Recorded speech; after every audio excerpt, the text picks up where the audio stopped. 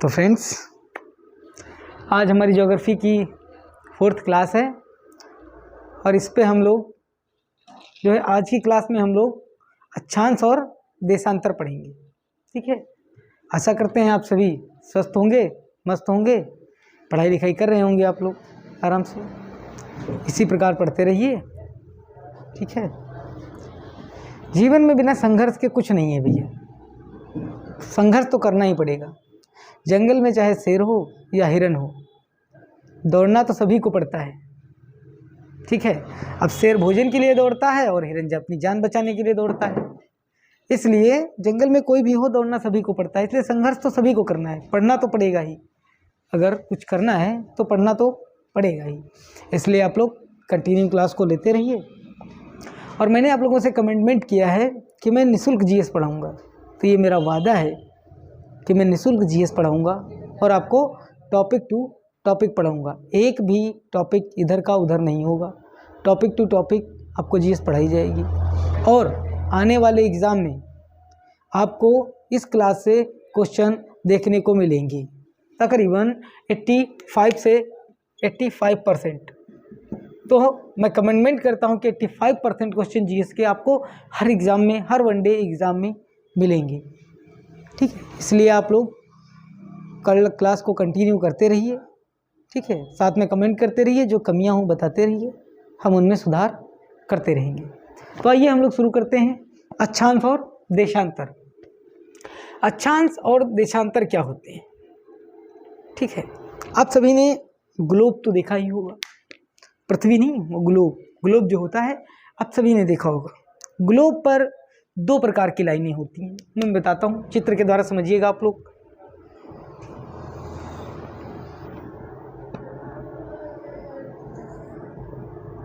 Globe पर 2 प्रकार की लाइनें होंगी। एक तो लाइनें इस तरीके से होती हैं, ठीक है, और एक लाइनें इस तरीके से होती हैं, यानी सीधी सीधी लाइनें होती हैं और ऐसे ऊर्ध्वाधर लाइनें होती हैं और लंबवत लाइनें होती हैं। ठीक है, तो ये जो इस प्रकार की लाइनें होती हैं इनको बोलते हैं भैया अक्षांश। क्या बोलते हैं? अक्षांश बोलते हैं, इनको अक्षांश बोलते हैं। और जो ऐसी रेखाएं होती हैं इनको क्या बोलते हैं? इनको बोलते हैं देशांतर। ठीक है, तो ग्लोब सभी ने देखा होगा, उस पर जो आप लाइनें देखे, आप कोई मानचित्र ले लीजिए। मानचित्र पे आप जब मानचित्र को देखेंगे तो मानचित्र में लाइनें बनी होती हैं, लाइनें बनी होती हैं, तो वही होते हैं आपके अक्षांश और देशांतर। ठीक है, तो ये हैं अक्षांश रेखाएं और ये हैं देशांतर रेखाएं। तो 0 डिग्री जो अक्षांश होता है, 0 डिग्री अक्षांश, इसको बोलते हैं विषुवत रेखा। क्या बोलते हैं? विषुवत रेखा। ठीक है, और ये अक्षांश रेखाएं इधर 0 से 90 ऊपर, जैसे मान लो ये 0 है, फिर एक ऐसे लाइन खींची है, मान लो ये 1 है, ऐसे करके ये 2 है, 3 है, ऐसे ऐसे करके यहाँ तक कितनी होती हैं? 90। ठीक है, 0 से ऊपर 90। 0 से ऊपर जो ये है, 0 डिग्री से ऊपर का जो 0 डिग्री अक्षांश है, इसके ऊपर वाले गोलार्ध को हम क्या बोलते हैं? ये हमारा उत्तरी गोलार्ध है। क्या है? उत्तरी गोलार्ध। और जो 0 डिग्री से नीचे है ये क्या है? दक्षिणी गोलार्ध। ठीक भैया, दक्षिणी गोलार्ध। ऊपर क्या है? 0 डिग्री से ऊपर उत्तरी गोलार्ध और 0 डिग्री से नीचे दक्षिणी गोलार्ध है। तो 0 डिग्री से ऊपर उत्तरी गोलार्ध में 0 से ऊपर 1 2 3 4 ऐसे ऐसे करके 90, तो उत्तरी गोलार्ध में 90, 0 डिग्री से ऊपर 90 अक्षांश रेखाएं होंगी। ऐसे ही दक्षिणी गोलार्ध में यहाँ पर 0 से 1 2 3 ऐसे ऐसे करके यहाँ तक कितनी होंगी? यहाँ तक 90 होंगी। ठीक है, 90 डिग्री। तो विषुवत रेखा के ऊपर उत्तरी गोलार्ध और नीचे दक्षिणी गोलार्ध है। ठीक है, तो अक्षांश रेखाएं 0 डिग्री से ऊपर कितनी? 90 होती और 0 डिग्री से नीचे 90 होती हैं। टोटल कितनी हो गई? कुल कुल अक्षांश रेखाएं। अब देखो 0 से ऊपर 90 ये हैं और 0 से नीचे 90 ये हैं, तो 90 90 कितना हो गया 180 और प्लस एक 0 डिग्री वाली, तो ये जोड़ दिया तो हमने कितनी हो गई 181 डिग्री अक्षांश रेखाएं हैं हमारी। कुल अक्षांश रेखाएं कितनी होती हैं 180 होती हैं। देखा होगा आपने 0 से ऊपर 90 1 2 करके ऐसे ही 90 डिग्री ऊपर उत्तरी गोलार्ध में और 0 से नीचे दक्षिणी गोलार्ध में 1 2 करके 90 डिग्री नीचे है, तो दोनों मिला के कितनी होगी 90 + 90 180 और एक ये 0 डिग्री वाली, तो टोटल हो जाती है 181 आपकी अक्षांश रेखाएं होती हैं। अब इसमें समझने वाली बात एक और है। अब देखो मैं इसको इरेज किए दे रहा हूँ। ये पता चल गया कि 0 डिग्री से ऊपर कितनी होंगी उत्तरी गोलार्ध में 90 अक्षांश रेखाएं होंगी और 0 डिग्री से नीचे दक्षिणी गोलार्ध में 90 अक्षांश रेखाएं होंगी। अब देखो 2-3 बातें और होती हैं। 23.5 डिग्री, ठीक है, ये 0 डिग्री है, 23.5 डिग्री 23.5 डिग्री उत्तरी अक्षांश 23.5 डिग्री उत्तरी अक्षांश को, इसको अभी हम मिटाए दे रहे हैं, थोड़ा सा जगह कम है।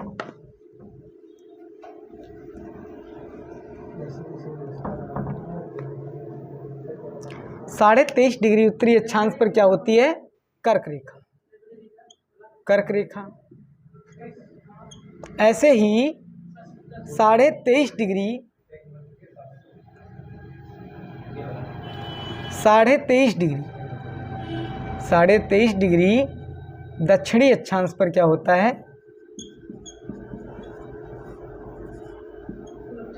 23.5 डिग्री दक्षिणी अक्षांश पर मकर रेखा होती है। क्या होती है मकर रेखा, ठीक है। तो यहाँ तक समझ में आ गया होगा, ठीक भैया। ये 0 डिग्री विषुवत रेखा, 0 डिग्री से विषुवत रेखा के ऊपर उत्तरी गोलार्ध में 23.5 डिग्री पर कौन कर्क रेखा, और 0 डिग्री से नीचे 23.5 डिग्री पर कौन मकर रेखा, ठीक है, 23.5 डिग्री पर। तो आपको याद रखना है 0 डिग्री से ऊपर उत्तरी गोलार्ध और 0 डिग्री से नीचे दक्षिणी गोलार्ध है। 0 डिग्री से ऊपर उत्तरी गोलार्ध में 23.5 डिग्री पर क्या होगा कर्क रेखा होगी, और 0 डिग्री से नीचे 23.5 डिग्री पर दक्षिणी गोलार्ध में क्या होगी मकर रेखा होगी। तो इस बात को याद रखना, कर्क और मकर, ये बातें आप ध्यान रखेंगे तो आगे आपको ज्योग्राफी पढ़ने में आसानी होगी, क्योंकि सारी बातें यहीं से रिलेटेड होती हैं।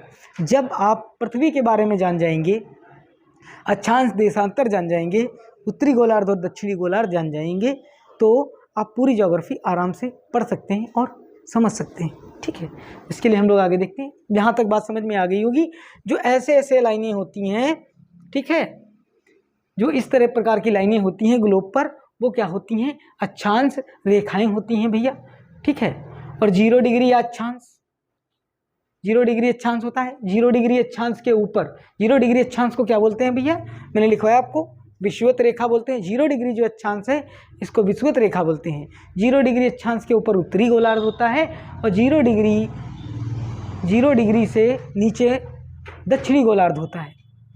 0 डिग्री से ऊपर दक्षिणी गोलार्ध में 23.5 डिग्री पर कौन सी रेखा होती है भैया कर्क रेखा होती है, और 0 डिग्री से नीचे दक्षिणी गोलार्ध में 23.5 डिग्री पर कौन सी होती है भैया मकर रेखा होती है, ठीक है। तो कर्क और मकर आप समझ गए होंगे, ठीक है। आने वाला आगे वाला टॉपिक यहीं से समझ में आएगा, तो इसलिए आपको ये बहुत समझना है विद्वत। आशा करता हूँ आप लोगों की समझ में आ गया होगा, ठीक है। मैं एक बार और बता दे रहा हूँ कि ग्लोब जो होता है, ग्लोब पर जो इस प्रकार की रेखाएं आपको ऐसे मिलेंगी, ये अक्षांश रेखाएं होती हैं। और 0 डिग्री अक्षांश को क्या बोलते हैं विषुवत रेखा बोलते हैं, और 0 डिग्री के ऊपर उत्तरी गोलार्ध होता है और 0 डिग्री अक्षांश से नीचे दक्षिणी गोलार्ध होता है। 0 डिग्री के ऊपर उत्तरी गोलार्ध में 23.5 डिग्री पर हमारी कर्क रेखा होती है, और 0 डिग्री से नीचे दक्षिणी गोलार्ध में 23.5 डिग्री पर कौन सी रेखा होती है भैया हमारी मकर रेखा होती है। तो आशा करते हैं यहाँ तक आप लोगों को समझ में आ गया होगा। अब एक चीज़ और समझ लेते हैं हम लोग, 66.5 डिग्री पर, 66.5 डिग्री पर 66.5 पर क्या होता है, उत्तरी उपकार्कटिक और दक्षिणी उपकार्कटिक। तो 66.5 पर, यहाँ तक समझ में आ गया। 0 से ऊपर 90 और 0 से नीचे 90 होती है, ठीक है। अब देखो 66.5 उत्तरी गोलार्ध में क्या होता है, डिग्री पर उत्तरी उपकार्कटिक, उत्तरी उपकार्कटिक, उप आर्कटिक,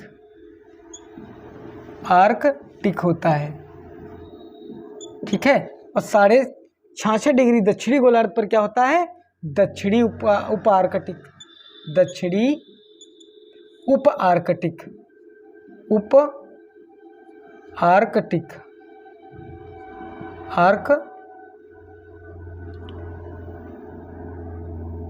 आर्कटिक, ठीक है। तो यहाँ तक आशा करते हैं आप लोगों को अक्षांश रेखाएं समझ में आ गई होंगी, ठीक है। अब यहाँ में आज इस टॉपिक में हमको लिखवाना ज़्यादा कुछ नहीं है, लिखवाएंगे बहुत कम, लिखवाएंगे ही नहीं, ऐसे समझिए आप इसी के द्वारा समझ लीजिए और यही नोट कर लीजिए, बस यही बहुत है, ठीक भैया। इसको लिखवाने की कोई आवश्यकता नहीं होती। अब देखिए हम लोग देख लेते हैं, एक अक्षांश से और दूसरे अक्षांश के बीच की दूरी कितनी होती है। मान लो आप 0 डिग्री अक्षांश है और 0 डिग्री अक्षांश से 1 डिग्री अक्षांश तक, मान लीजिए हमारा 0 डिग्री है और ये हमारा 1 डिग्री अक्षांश है, ये क्या है हमारा 1 डिग्री अक्षांश है। तो इनके बीच की जो दूरी है ये कितनी होगी, ठीक है। तो इसको कोने में कहीं पर नोट कर लीजिएगा, एक अक्षांश से नोट कर लीजिएगा इसको, एक अक्षांश यानी 1 डिग्री अक्षांश लिख लीजिएगा आप लोग, 1 डिग्री अक्षांश से दूसरी डिग्री अक्षांश तक की दूरी 111 किलोमीटर होती है, 111 किलोमीटर होती है।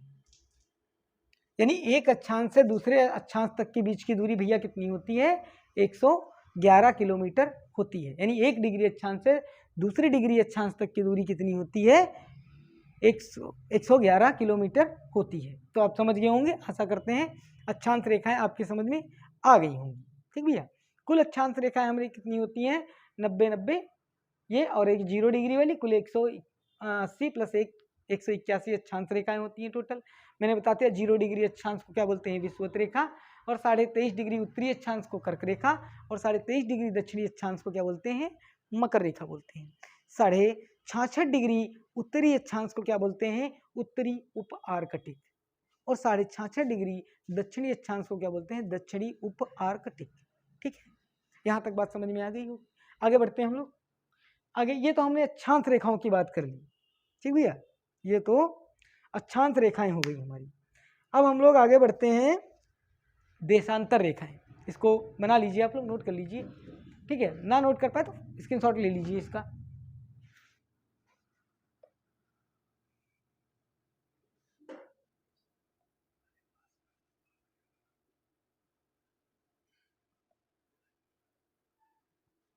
स्क्रीनशॉट ले लिया होगा आप लोगों ने, स्क्रीनशॉट खींच लीजिए इसका।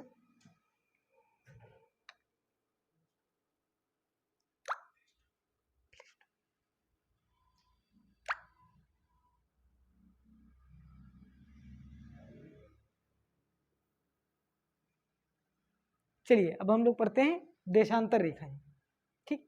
इसको इरेज किए दे रहे हैं।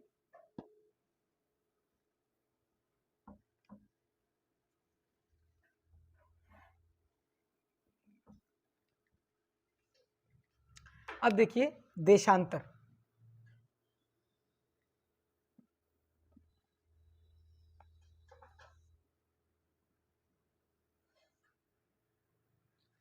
अब देखिए ग्लोब पे जो ऐसे रेखा होती है, ओ सॉरी सीधी नहीं बनती लाइन, कोई बात नहीं, ऐसे तो जो ऐसे खड़ी खड़ी लाइनें होती हैं ग्लोब पर, आप देखते होंगे से खड़ी खड़ी लाइनें होती हैं, तो इनको बोलते हैं, क्या बोलते हैं, देशांतर रेखाएं, ये लंबवत रेखाएं जो होती हैं इनको क्या बोलते हैं हम लोग? देशांतर रेखाएं बोलते हैं। ठीक है, अब देखिएगा आप लोग, 0 डिग्री देशांतर, 0 डिग्री से इधर ऐसे ऐसे ऐसे,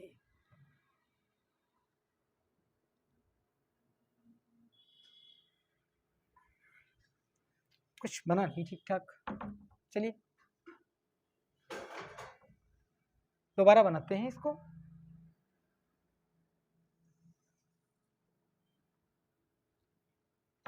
अरे ये तो सर्किल ही नहीं बनना ठीक से। अब देखिए, ये जो है ये 0 डिग्री देशांतर है। अब 0 डिग्री देशांतर के इधर वाली जो साइड है भैया, ये क्या होगा? पूर्व, और इधर वाली साइड पश्चिम होगी। क्या होगी? पश्चिम। आपको याद रखना है, 0 डिग्री से इधर की साइड को क्या बोलेंगे? पूर्व, और इधर की साइड क्या होगी भैया? पश्चिम होगी। तो देखिए 0 डिग्री ये है, 0 डिग्री से इधर, इधर कितनी होंगी? 180 अक्षांश रेखाएं होंगी। कितनी होंगी? इधर जैसे मान लो 1 2 3 4 ऐसे ऐसे करके इधर कितनी होंगी? 180 अक्षांश रेखाएं होंगी। अक्षांश वो सॉरी देशांतर रेखाएं, 180 देशांतर रेखाएं। ठीक भैया, देशांतर रेखा। अब देखो 0 डिग्री से पूर्व में कितनी है? 180 देशांतर रेखाएं।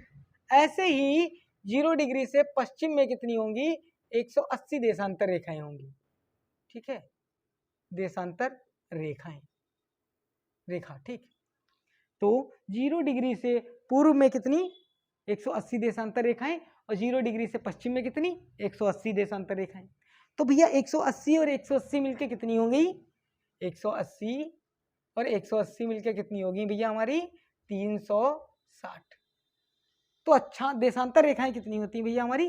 360 होती हैं। ठीक है, तो 360 क्या होती हैं? देशांतर रेखाएं होती हैं। आप लिख सकते हैं 360 देशांतर रेखाएं, देशांतर रेखाएं। ठीक है, 360 देशांतर रेखाएं होती हैं। बात समझ में आ रही है? जो 0 डिग्री देशांतर है, 0 डिग्री देशांतर के दाहिनी तरफ पूर्व और बाईं तरफ पश्चिम होगा। ठीक है, अब इधर देखो, पूर्व में 180 देशांतर रेखाएं होंगी और पश्चिम में 180 देशांतर रेखाएं। टोटल कितनी देशांतर रेखाएं हो जाती हैं? 360 देशांतर रेखाएं होंगी। जैसे मान लो ये 1 डिग्री देशांतर रेखा है, 2 डिग्री, 3 डिग्री, 4 डिग्री, 5 डिग्री, ऐसे ऐसे करके देशांतर रेखाएं हमारी होती हैं। ठीक भैया, और ये पूरे ग्लोब पर होती हैं, पूरे ग्लोब पर गोल गोल ऐसे ऐसे घूमी होती हैं। ठीक है, तो ये क्या हो गई? देशांतर रेखाएं हो गई। तो देशांतर रेखाओं की कुल संख्या कितनी होती है भैया? 360। 360 हमारी देशांतर रेखाएं होती हैं। आगे बढ़ते हैं हम लोग। अब देखिएगा आप लोग, तो जो 0 डिग्री देशांतर है, अब हम लोग थोड़ा समय के बारे में समझ लीजिए। यहाँ पर थोड़ा डीप समझिएगा आप लोग, ध्यान से समझिएगा, वरना सर के ऊपर से निकल जाएगा फिर। ठीक है, थोड़ा डीप समझेंगे हम लोग।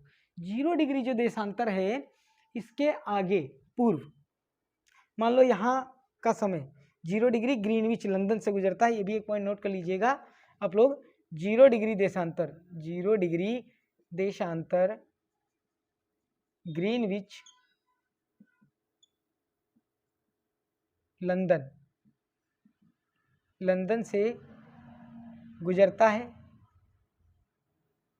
0 डिग्री देशांतर कहाँ से गुजरता है? ग्रीनविच लंदन से गुजरता है। ठीक भैया, इसको तब तक बनाइए।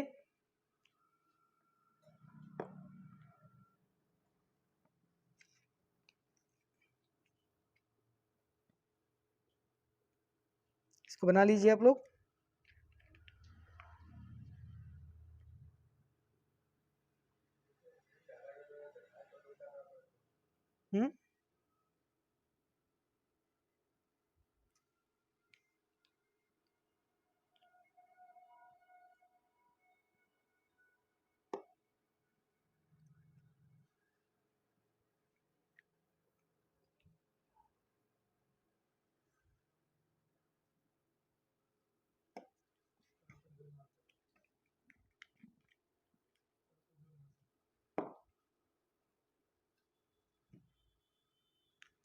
तो इसको बना लिया होगा आप लोगों ने। अब आगे बढ़ते हैं हम लोग। देखो तो जो 0 डिग्री ग्रीनविच लंदन से, ये हमारा मानक समय यहाँ से मान लिया जाता है कि ये हमारा, ये पृथ्वी के मध्य से 0 डिग्री देशांतर गुजरती है या ग्रीनविच लंदन से गुजरती है, इसी को मानक समय मान लिया जाता है। यहीं से टाइमिंग की काउंटिंग की जाती है। यहाँ मान लो 12 बजा है, ठीक है 12, यहाँ जब 12 बजा है तो फिर आप देखिएगा पूर्व का जो समय होगा ये आगे रहेगा और पश्चिम का समय पीछे रहता है, ठीक है। पहले हम लोग थोड़ा समय समझ लेते हैं, उसके बाद समझेंगे किस डिग्री पर कितने डिग्री समय का अंतर आता है, ठीक है। पहले हम लोग समय समझ लेते हैं। तो आप लोग समझिए, ये 0 डिग्री जो ग्रीनविच लंदन से गुजरता है ये हमारा मानक समय माना जाता है। अब मान लो हमने यहाँ ग्रीनविच जो रेखा है देशांतर है 0 डिग्री देशांतर, यहाँ पर 12 बजा हुआ है, तो पूर्व का समय क्या होगा भैया, आगे होगा। तो यहाँ पर लिख लीजिएगा पूर्व का समय आगे और पश्चिम का समय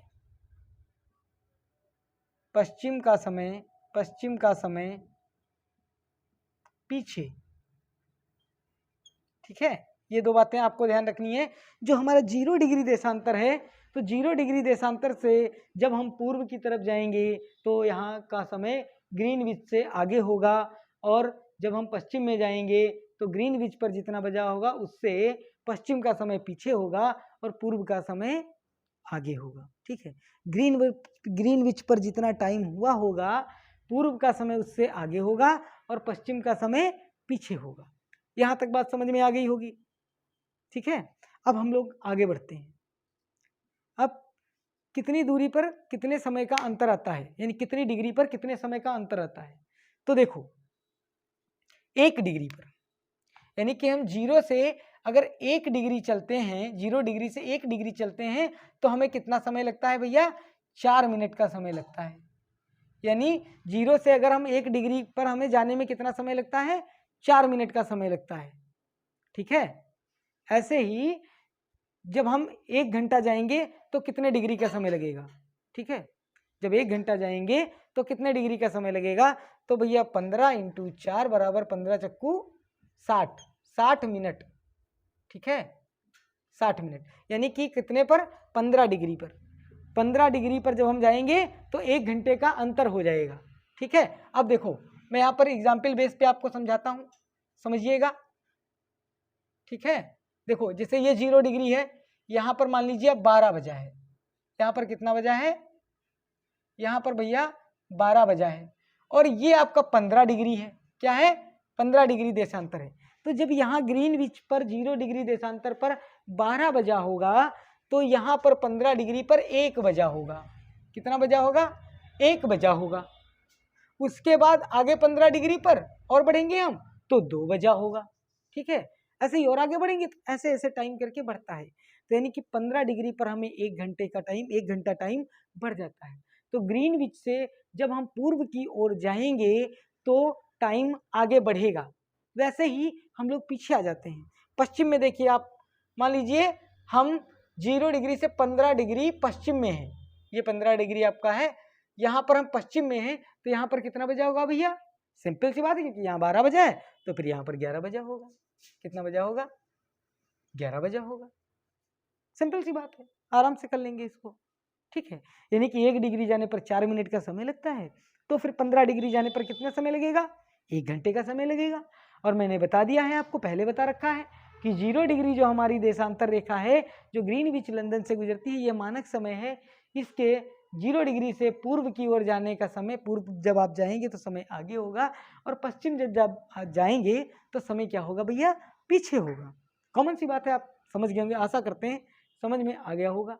0 डिग्री देशांतर से हम लोग आगे चलेंगे तो 15 डिग्री पर मान लो यहाँ 12 बजा, यहाँ 1 बज जाएगा, और अगर पश्चिम में जाएंगे तो यहाँ पर 12 बजा तो यहाँ पर 11 बज जाएगा। सिंपल सी बात है, आराम से समझ गए होंगे इसको। आशा करते हैं आप लोग समझ गए होंगे।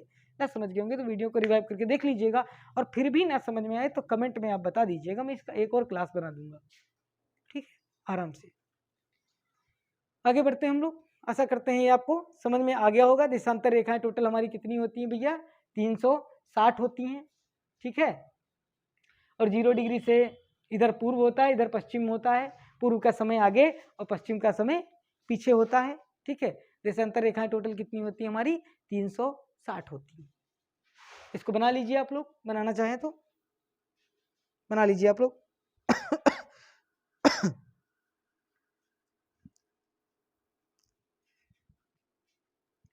360 डिग्री का मतलब है पूरा पूरा घूम जाना। कोई चीज सर्किल में पूरा घूम गई तो 360 डिग्री होता है। ओरिजिनिंग में आप लोग पढ़े होंगे। आगे बढ़ते हम लोग। ये तो भैया आपकी देशांतर रेखाएं होगी, ठीक है। आगे बढ़ते हम लोग। अब देखो,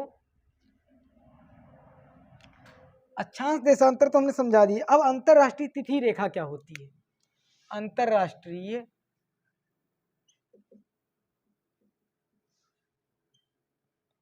तिथि रेखा,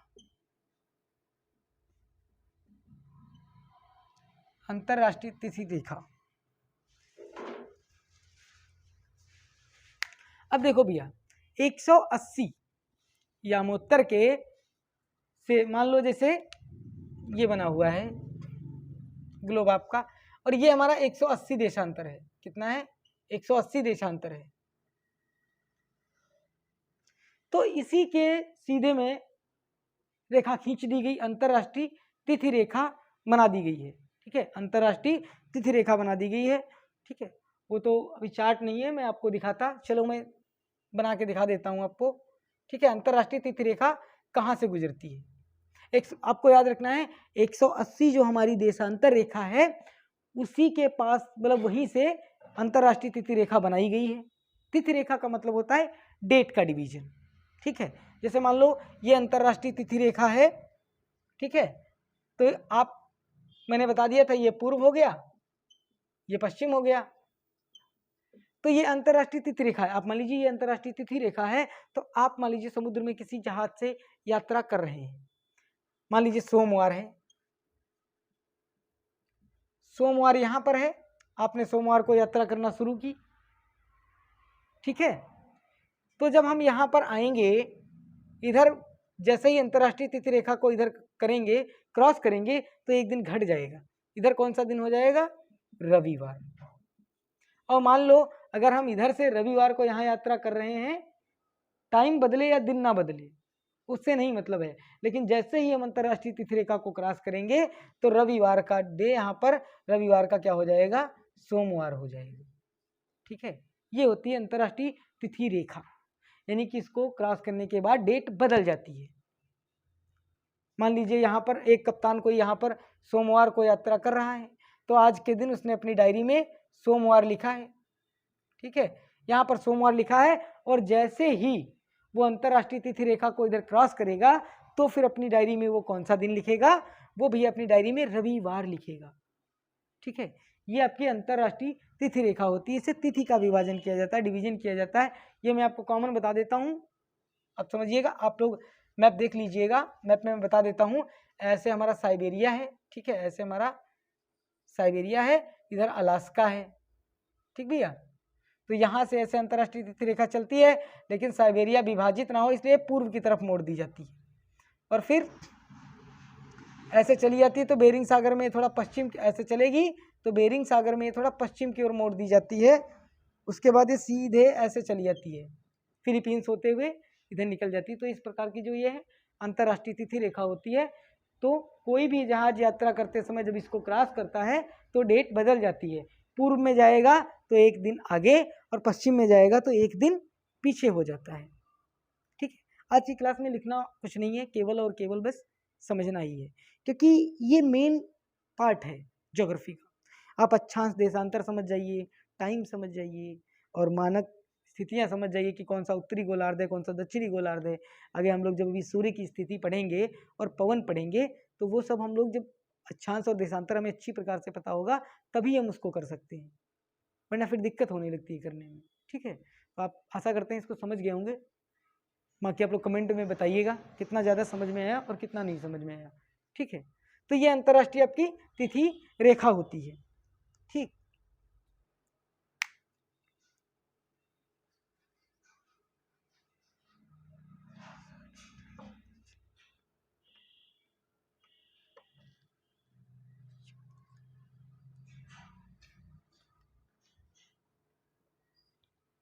आगे हम लोग पढ़ेंगे, अगला टॉपिक है हमारा मानक समय, मानक समय,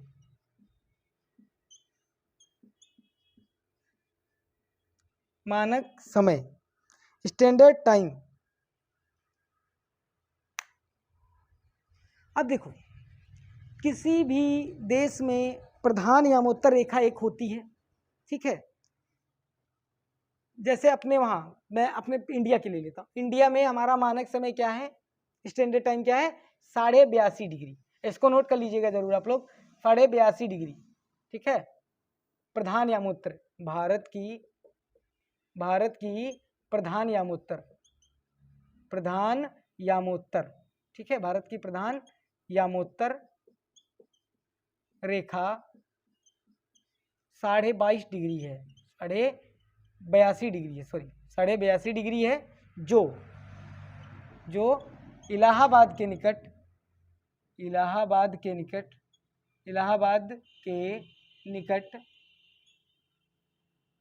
नैनी से गुजरती है। कहाँ से गुजरती है भैया, नैनी से गुजरती है। इसको आप लोग जरूर नोट कर लीजिएगा। अब देखिए, प्रधान यामोत्तर रेखा वो होती है, ये मानक समय होता है, हर कंट्री में एक प्रधान यामोत्तर रेखा होती है। तो ये जो 82.5 जो मानक समय होता है, जो प्रधान यामोत्तर रेखा होती है, ये उस पूरे देश पर लागू होती है, ठीक है। ये पूरे देश पर लागू होती है।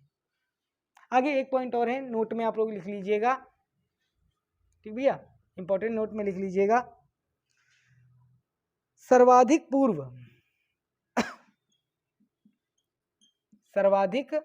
पूर्वी बिंदु,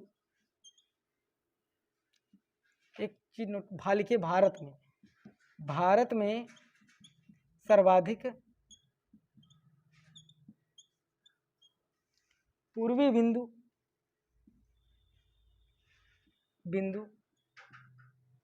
और सर्वाधिक पश्चिमी बिंदु के बीच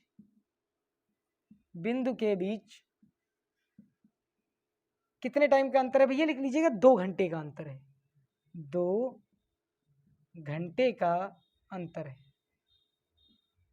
है। अब देखिए, आप लोगों को पता होगा हमारा सबसे पश्चिमी बिंदु कौन सा है, गौरी माता, गुजरात। और सबसे पूर्वी बिंदु कौन सा है, किबिथु, अरुणाचल प्रदेश। तो जो सबसे पश्चिमी बिंदु है गौरी माता, ठीक है, और जो सबसे पूर्वी बिंदु है किबिथु इन दोनों के बीच कितने समय का अंतर रहता है, 2 घंटे का अंतर रहता है, ठीक है। मान लो गौरी माता गुजरात में 2 बज रहा है, ठीक है, तो उसके सबसे पूर्वी भाग में कितना बजा होगा, 3-4, ठीक है। 2 घंटे का अंतर होगा, वहाँ 4 बजा होगा, या 2 बज रहा है तो वहाँ 4 बजा होगा। यानी कि भारत में सर्वाधिक पूर्वी बिंदु और सर्वाधिक पश्चिमी बिंदु के बीच में कितना अंतर होता है भैया, 2 घंटे का अंतर होता है। इसको नोट कर लीजिएगा, एग्जाम में कई बार ये प्रश्न पूछा गया है, ठीक है। तो ये आपका मानक समय मैंने बता दिया। मानक समय प्रधान यामोत्तर रेखा हमारी कौन सी है, भारत की हमारी प्रधान यामोत्तर रेखा कौन सी है, 82.5 डिग्री है, जो कहाँ से गुजरती है, इलाहाबाद के निकट नैनी से गुजरती है, ठीक है। तो यहाँ तक आशा करते हैं आप लोगों को समझ में आ गया होगा, अक्षांश और देशांतर, ठीक है। आज का हमारा टॉपिक जो अक्षांश और देशांतर था वो यहीं पर ख़त्म हो गया। इसलिए आज आप लोग इस क्लास को ज़रूर देख लीजिएगा, क्योंकि आप अगर आज इस क्लास को देख लेंगे तो कल जो हमारी आने वाली क्लास है, ठीक है, पृथ्वी की गतियाँ, आप उनको समझ पाएंगे, आसानी के साथ आप उनको समझ सकते हैं। लेकिन अगर आपको अक्षांश देशांतर नहीं समझ में आएगा तो फिर कल जो हम टॉपिक पढ़ाएंगे वो फिर जल्दी समझ में नहीं आएगा, क्योंकि उसमें उत्तरी गोलार्ध भी समझना पड़ेगा, दक्षिणी गोलार्ध भी समझना पड़ेगा। तो आज की क्लास को यहाँ पर आप लोग देख लीजिएगा, आराम से पढ़ लीजिए, और भैया ज़्यादा से ज़्यादा क्लास को शेयर कर दिया कीजिए, ठीक है। जो आपके दोस्त पढ़ने लिखने वाले हैं उनके पास आप लोग शेयर कर दीजिएगा। चलिए ठीक है, आज की क्लास यहीं कंटिन्यू करते हैं, यहीं पर रखते हैं, आगे हम लोग कल दूसरी क्लास में मिलते हैं, ठीक भैया, बाय बाय।